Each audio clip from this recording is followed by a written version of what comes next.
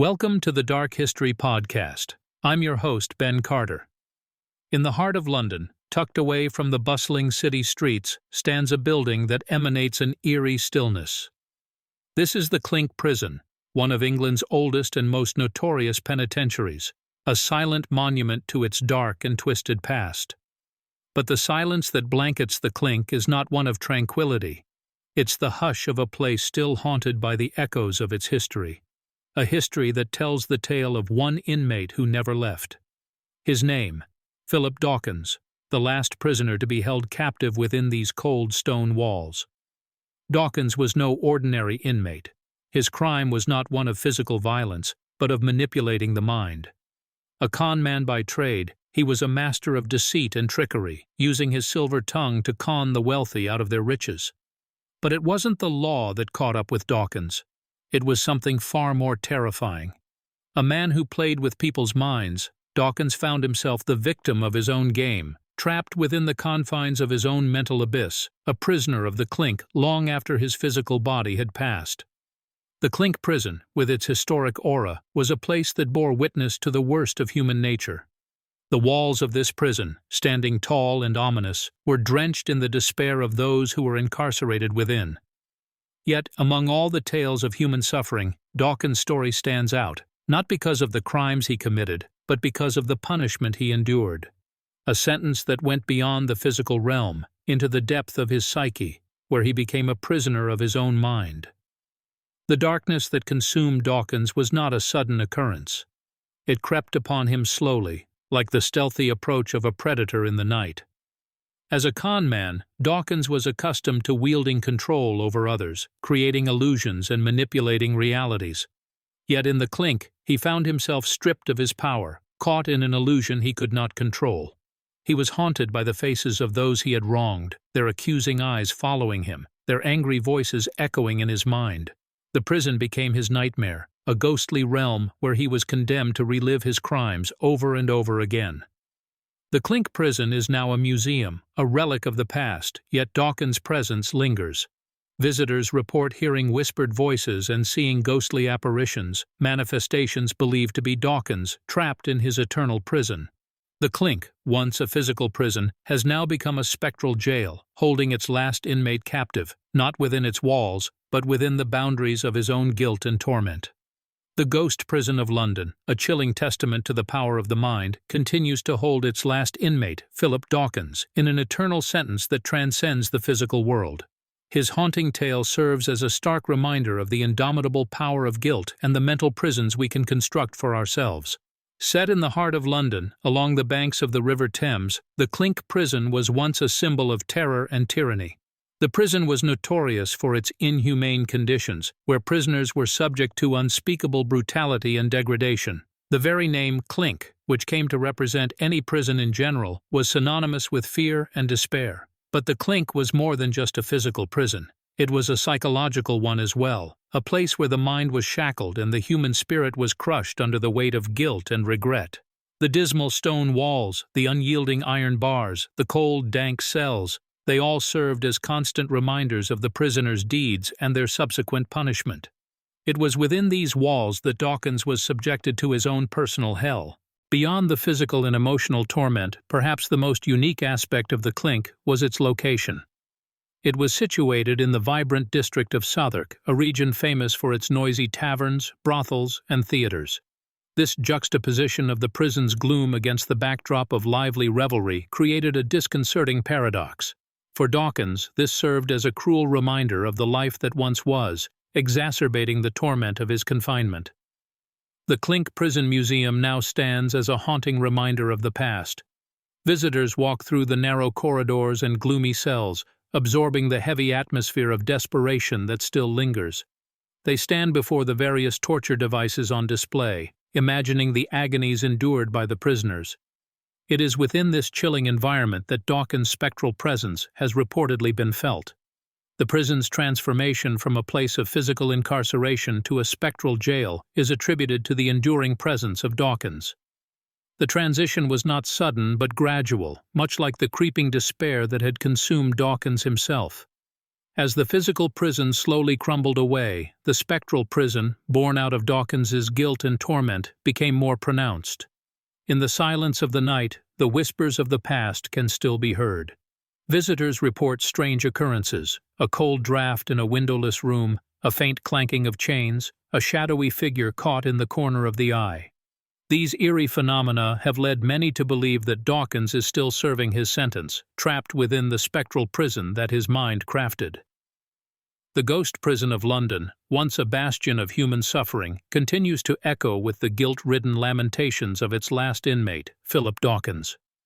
The Clink prison was not managed by a government or a king, but by the Bishop of Winchester. This religious figure wielded an unusual amount of power for his time. He governed the liberty of the Clink, an area in Southwark outside the jurisdiction of the City of London. In this area, the bishop had the authority to enforce the law and administer punishments, including imprisonment.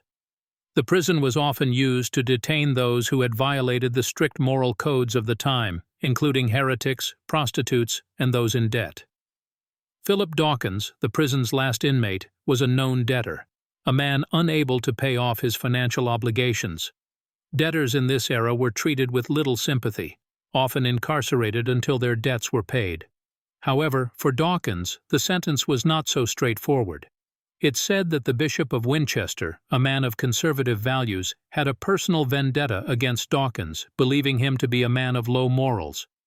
In the societal structure of the time, power was concentrated within the church, and the Bishop of Winchester was one of its most influential figures. Many believe that this power was abused in the case of Dawkins, his sentence stretching far beyond what was considered justifiable. The bishop's personal beliefs and prejudices reportedly influenced the severity of Dawkins's punishment, leading to the years of torment and anguish that Dawkins spent within the prison's stone walls. This power dynamic was not unique to the Bishop of Winchester or the Clink prison. It was emblematic of the era, a time when religious figures held immense authority, often using it to enforce rigid moral standards. This was a period when personal biases could easily become institutionalized, leading to a system of punishment that was often arbitrary and unjust. The ghost prison of London, with its tales of spectral encounters and eerie phenomena, serves as a chilling reminder of this past. The spectral presence of Dawkins, the man believed to be trapped within the spectral prison, is a testament to the power structures of the era. His story is a haunting echo of a time when power was wielded with little oversight, often leading to excessive punishments for those who found themselves on the wrong side of the law, or in the case of Dawkins, on the wrong side of a powerful bishop. Dawkins' incarceration in the Clink prison was more than a simple case of debt. It was a chilling tale of power, prejudice, and personal vendetta. The Bishop of Winchester had sentenced Dawkins to a life of imprisonment, an unusually harsh penalty for a debtor. It wasn't just the bishop's moral outrage at Dawkins' perceived lack of character. It was the bishop's belief that Dawkins represented a threat to the moral fabric of society, an idea that he needed to suppress and punish.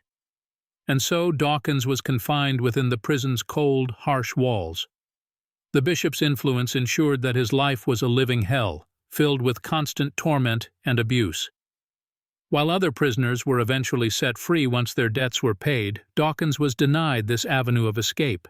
He was trapped, a prisoner not just of the system, but of the bishop's personal animosity. Dawkins was trapped within the Clink prison for decades. He was an old man by the time he died, having spent the majority of his life within the prison's confines. His death, much like his life, was steeped in controversy. Some claimed that he died of natural causes, others whispered of foul play. But death did not bring the end for Dawkins. The tales of the ghost prison suggest that his spirit remained trapped within the prison, unable to find release even in death. Over the years, many have reported spectral sightings of a man matching Dawkins's description. He is often seen in the same cell where he spent his final days, a gaunt figure eternally trapped in torment. Dawkins's story is not just a tale of personal tragedy. It is a chilling reflection of the society of the time. The bishop's personal vendetta against Dawkins was allowed to dictate the course of his life, turning him into a perpetual prisoner. Dawkins's tale is a stark reminder of a time when personal biases were often given the power to shape and control lives. The ghost prison of London is a haunting testament to this era. The spectral presence of Dawkins, the man trapped within the spectral prison, is more than a legend. It is a chilling echo of the past, a reminder of a time when power was wielded without oversight, often leading to excessive punishments for those who found themselves on the wrong side of a vendetta. His spectral existence is a grim reminder of the abuses of power that were all too common in an era marked by rigidity and lack of oversight. The abuse Dawkins suffered in the Clink prison escalated with each passing year. The bishop, fueled by his zeal and contempt, was relentless in his pursuit of punishment. He used his power and influence to ensure that Dawkins' existence within the prison was one of unending torment. His vengeance was not just a personal vendetta, it was an exhibition of power, a stark demonstration of what could happen when one dared to cross the powers that be. Atrocities began to pile up, the bishop's cruelty knowing no bounds. Dawkins was subjected to the most severe forms of punishment the prison had to offer. He was isolated, starved, and brutally beaten. His cell was often left in complete darkness, a factor that further amplified his sense of despair and isolation. Beyond the physical abuse, there was also the psychological torment. The bishop would often visit the prison, using Dawkins' misery as a spectacle to assert his power, reducing the man to nothing more than a pawn in his game of dominance. There were times when Dawkins was put in the stocks in the middle of the prison courtyard, left at the mercy of the elements and other prisoners. It was a dehumanizing experience, one that stripped him of his dignity. Yet he endured, his spirit refusing to be broken. In many ways, the bishop's attempts to break Dawkins only served to strengthen his resolve. The bishop's tyranny was not restricted to Dawkins alone. His rule extended to the entire prison, creating a climate of fear and oppression. Other prisoners, the guards, even the local populace, they all lived under the shadow of his unchecked power. His actions served as a clear reminder of the dangers of unchecked power and the horrors it can unleash.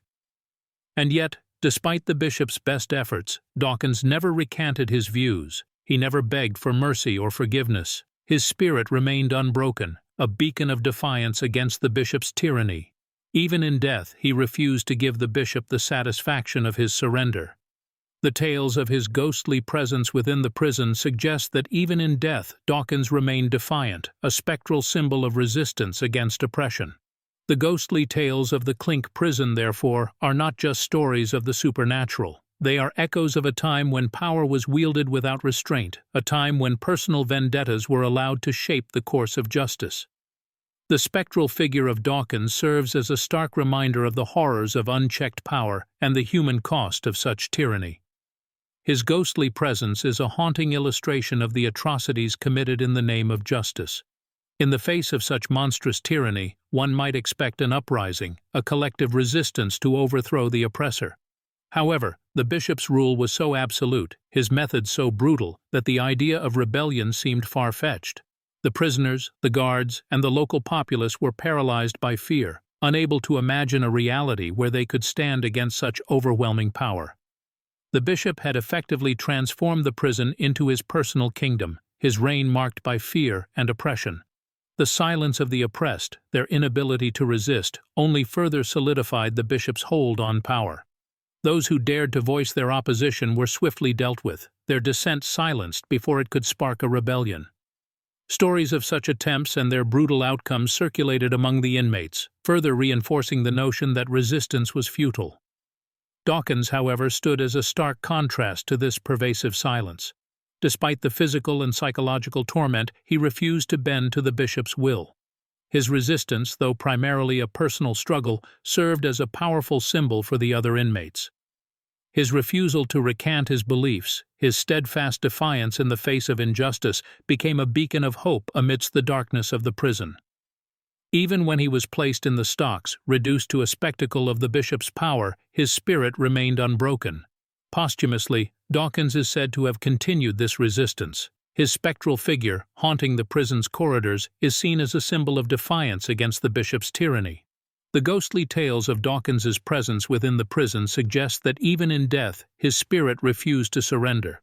His story is a chilling testament to the human capacity for resilience and resistance against oppression. The ghostly tales of the Clink prison paint a stark picture of the horrors of unchecked power and the human cost of tyranny.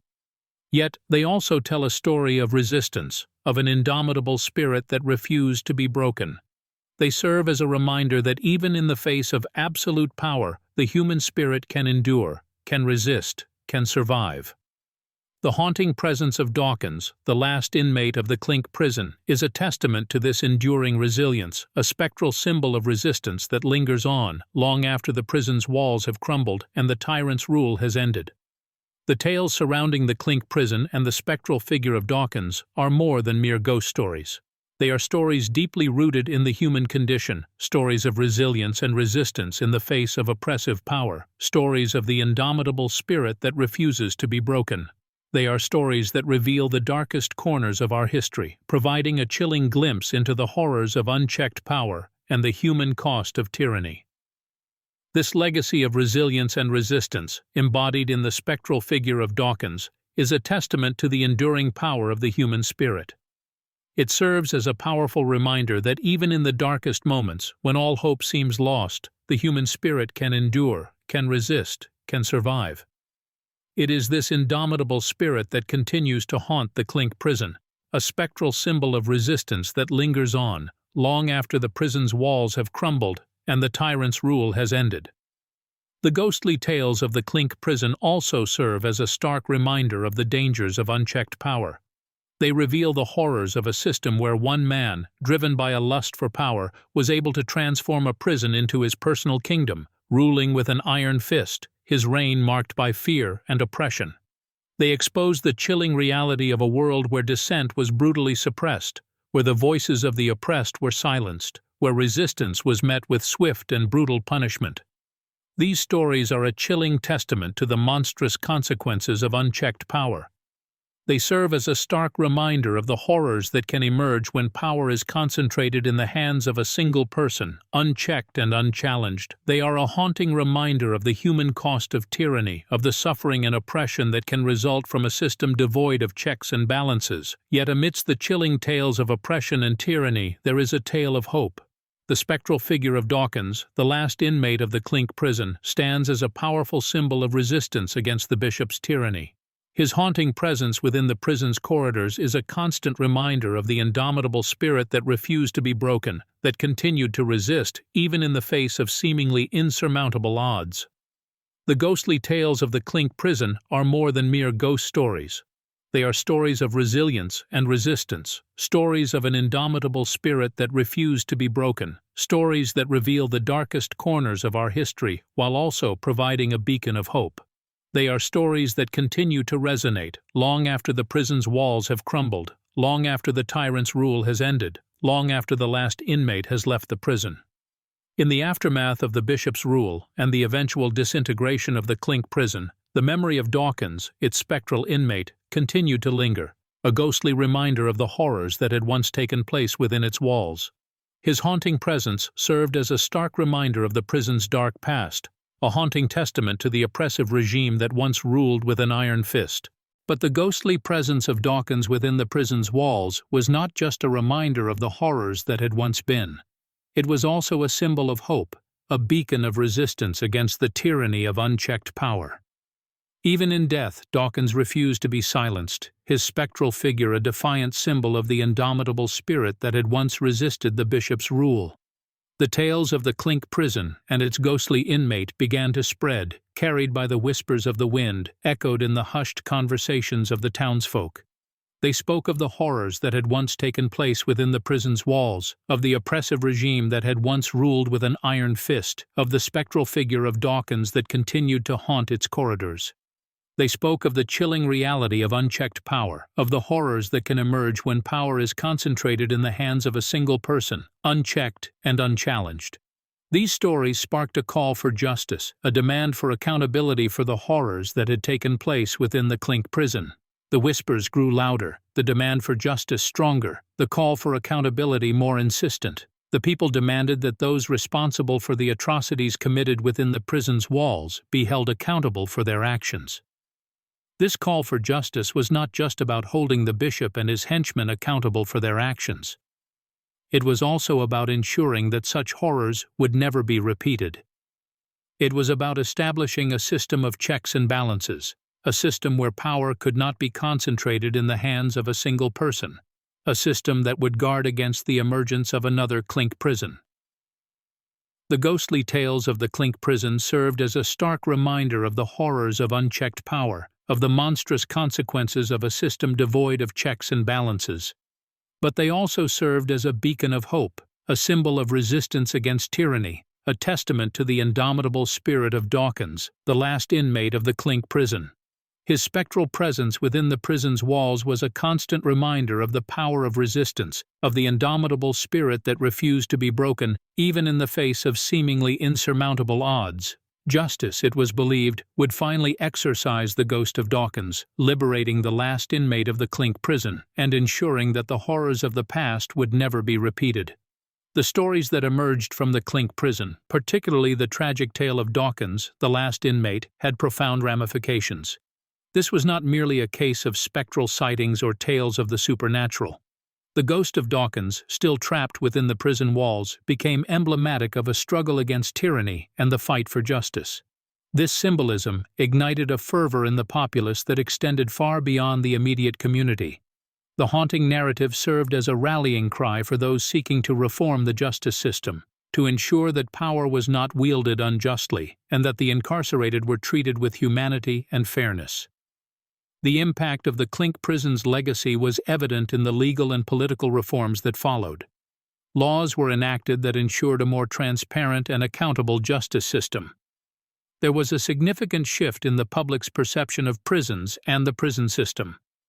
The terror and the atrocities that were once associated with prisons like the Clink were replaced with a more nuanced understanding of the need for a fair and just penal system. The ghost of Dawkins, still trapped within the prison walls, became a symbol of the inherent human rights of every individual, irrespective of their circumstances. His story inspired a wave of awareness about the importance of treating prisoners with dignity and respect. This was a significant shift from the earlier perception of prisoners as mere numbers, devoid of rights and dignity. The echoes of the Clink prison and its last inmate reverberate even today. The haunting figure of Dawkins serves as a grim reminder of the potential for power to corrupt and the need for constant vigilance to prevent such abuses. The legacy of the Clink prison underscores the importance of maintaining a balance of power and the necessity of institutional checks and balances. The ghost prison, it turned out, held more than just the spirit of its last inmate. It held the echoes of a time marred by abuse and oppression. It held the reflections of a society grappling with its past and seeking to learn from its mistakes. And most importantly, it held the promise of a future where justice would not merely be a word inscribed on paper, but a lived reality for all. The ghost prison, in its spectral silence, still speaks volumes, and the world continues to listen. Yet, the tale of the Clink prison and its spectral inmate, Dawkins, still leaves us with a multitude of unanswered questions. What truly transpired in the final moments of Dawkins' life? Could his spirit really be trapped within the confines of the prison, doomed to wander the cold stone halls for eternity? And if so, what does this say about our understanding of life, death, and the supposed finality of justice? These questions prod the corners of our collective consciousness, compelling us to confront the uncomfortable realities of our past and the implications for our present. The story of the Clink prison and Dawkins is more than just a chilling tale of spectral haunting. It's a manifestation of the societal fears and anxieties that still persist to this day. The idea of Dawkins's ghost, trapped forever within the prison walls, is a stark reminder of the irreversible consequences of our actions. It serves as a metaphor for the societal prisoners we've created through systemic injustice and inequality. Just as Dawkins remains confined, so too are many individuals in our society shackled by the chains of prejudice, discrimination, and poverty. The legacy of the Clink prison also raises questions about our conception of justice. Is it merely punitive, an eye for an eye, a life for a life? Or is it rehabilitative, a chance for redemption, an opportunity for change? And if it is the former, does it not become a form of perpetual imprisonment, not just for the guilty, but also for the society that fails to break the cycle of crime and punishment? The echo of Dawkins' lament in the ghost prison of the Clink is a reminder that justice is not just about retribution, it's about transformation. It's about transforming individuals, societies, systems, and ideologies. It's about moving away from the shackles of the past and toward the promise of a better, more equitable future. The Clink prison and its last inmate, Dawkins, thus offer us a potent symbol of the need for reform, empathy, and understanding. The haunting narrative underscores the importance of acknowledging our historical missteps, learning from them, and striving to create a world where justice is served not just in letter, but in spirit. As we grapple with these questions and reflections, the spectral figure of Dawkins in the Clink prison serves as a constant reminder. A reminder of the power of justice, the importance of humanity, and the potential for change. In its haunting echo, it urges us to remember, to reflect, and to reform. For the ghost prison, it seems, still holds its last inmate, and its tale is far from over. Thanks for listening. This has been the Dark History Podcast. If you enjoyed today's episode, be sure to follow us wherever you listen to podcasts. And if you'd like to support the show, subscribe to the Forbidden Knowledge Network on Patreon. Subscribe now.